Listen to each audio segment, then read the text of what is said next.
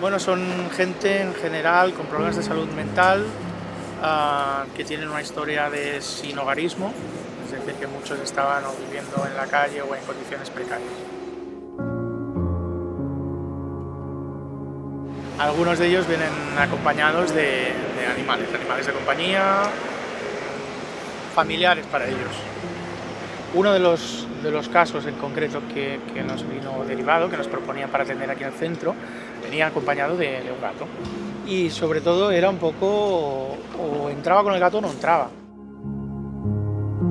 La relación de Luis con Ares pues es la de una persona con un ser que quiere y que para él es su familia. Y tuvimos pues, que buscar las adaptaciones necesarias para poder ser atendido. De otra manera hubiera vuelto a la calle.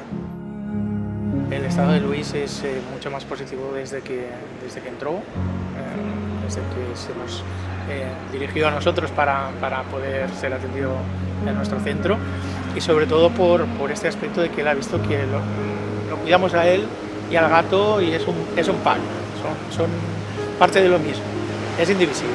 Sí, ¿no? No se entendería ahora Luis en el gato y viceversa.